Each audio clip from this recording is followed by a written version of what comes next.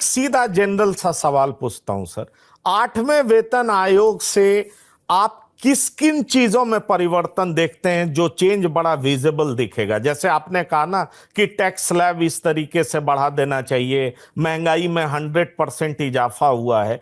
तो 8वें, क्योंकि 7वें वेतन आयोग की बात करते हैं तो कहा जाता है कि 7,000 से 18,000 तक बेसिक मिनिमम सैलरी में इजाफा हुआ। तो 8वें वेतन आयोग से कितना मिनिमम सैलरी में इजाफा हो सकता है और क्या क्या विजिबल चेंजेस आपको नजर आते हैं? देखिए, ओवर द इयर्स पिछले 50-60 सालों में पे कमीशंस के काम करने से देश में जो व्यवस्था बन गई है वो काफी स्टैंडर्ड व्यवस्था हो गई है। उसमें बहुत ज्यादा बदलाव करने की जरूरत नहीं है। इनफैक्ट ये जो सरकार ने देरी की है इस 8वें वेतन आयोग को गठन करने के में, उसके पीछे भी एक आर्गुमेंट ये था कि भाई वेतन आयोग करेगा क्या। अब वेतन आयोग को अगर आप केवल डीए मर्ज करके और उसमें एक फिटमेंट फैक्टर लगाना है, इतना ही करना है और उस हिसाब से पे तय कर देनी है, तो फिर इतना बड़ा काम क्यों है? क्यों हम हर बार नया कुआं खोदने की कोशिश करते हैं, नए तरीके से उस मिनिमम पे को डिटरमिन करने की कोशिश करते हैं? तो ये शायद सोच रहा होगा जिससे ये डिले हो। लेकिन चूंकि इतने सारे लोगों का इसमें इशू इन्वॉल्व है और एक इंडिपेंडेंट एक्सपर्ट एजेंसी के द्वारा इस पर परीक्षण किया जाना चाहिए, तो सरकार ने ये कर दिया। नाउ अल्टीमेटली ये जो सारा लेबर करेंगे, ये सारी मेहनत करेंगे, उसके बाद निकलेगा क्या? निकलने के पॉइंट ऑफ व्यू से मेरे जो आप पूछ रहे हैं, नंबर 1 मेरी अपेक्षा ये है कि सरकार या पे कमीशन जो रिकमेंड करेगा वो 2 गुना करेगा।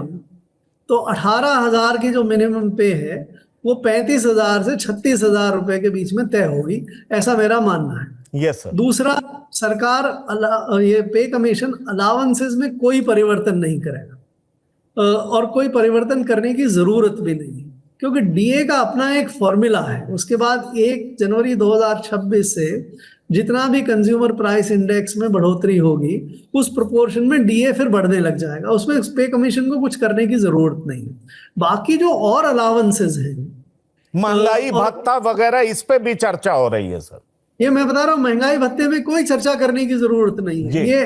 ये पिछले 40 साल से यही फॉर्मूला चला आ रहा है और वही फॉर्मूला आगे भी चलेगा। जरूरत एक ये है कि अब देखिए, देश की आर्थिक स्थिति काफी बदल गई है। देश में फाइनेंशियल सिस्टम बहुत विकसित हो गया है। अब आज से 30 साल पहले, 40 साल पहले सरकारी कर्मचारी घर बनाने के लिए लोन लेगा या अनाज लेने के लिए लोन लेगा या शिक्षा के लिए लोन लेगा तो वो सरकार से लेता है। आज के दिन ज्यादातर लोग बैंक से लेते हैं, दूसरे व्यवस्था से लेते हैं, सरकार से नहीं लेते। तो सरकार को अपना जो वेतन का स्ट्रक्चर है उसको और सिंप्लीफाई करना चाहिए। ये जो लोन्स वगैरह हैं वो खत्म कर देने चाहिए। बहुत सारे अलाउंसेस जो हैं, वो कई तरह के अलाउंस, कोई स्पेशल पे चलती है, कोई ये नर्सिंग अलाउंस चलता है, कोई वो अलाउंस चलता है। ये अलाउंसेस में जितनी सारी वैरायटी और जितनी समय खराब होता है उतनी करने की जरूरत नहीं है। अगर पे कमीशन सिंप्लीफाई करके केवल एक तय कर दे कि भाई ये अलाउंसेस भी सब मर्ज किए जाते हैं और पे को उस हिसाब से भी बढ़ा दे और केवल ये 10-5 जो है स्पेसिफिक अलाउंस ही आगे जारी रखेंगे और सारे जो ये क्या कहते हैं लोन्स बंद कर देंगे। लोन्स आपको लेना है तो प्राइवेट सिस्टम में लीजिए और बैंकिंग वगैरह से लीजिए। और पेंशन का फॉर्मूला जो है वो तय हो गया है। पेंशन में पे कमीशन को अब करने की कुछ भी जरूरत नहीं है। तो ये 3 या 4 चीजें भी अगर पे कमीशन से हम उम्मीद करें, दुगनी तनख्वाह, नो चेंज इन डीए के फॉर्मूले में, अलाउंसेस का रेशनलाइजेशन और लोन्स को खत्म करना, तो आई थिंक पे कमीशन, 8वां पे कमीशन जो है वो देश की जो पे स्ट्रक्चर की व्यवस्था में अपना अच्छा योगदान दे पाए।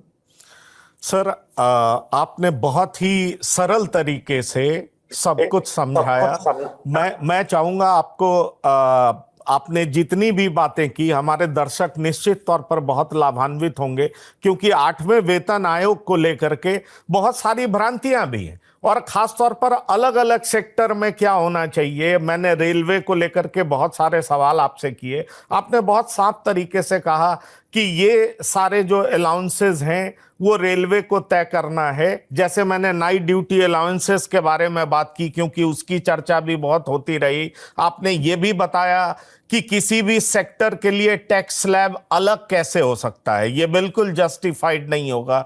तो ये भी एक बहुत इंपॉर्टेंट बातें थी जो आपने रखा, और साथ ही साथ आपने ये कहा कि आपके अपेक्षा के हिसाब से सैलरी में क्या परिवर्तन हो सकता है। तो मुझे लगता है जो दर्शक आपको सुनेंगे, क्योंकि आप बहुत इंपॉर्टेंट पद पर रहे हैं, तो निश्चित तौर पर उससे लाभान्वित होंगे। और मैं आशा करता हूं कि जो बात आप बता रहे हैं वो जो दर्शक हमारे एक्सपेक्ट कर रहे हैं वो मैच करे, टैली करे, और उनकी जो अपेक्षाएं हैं वो पूरी हो। तो सर,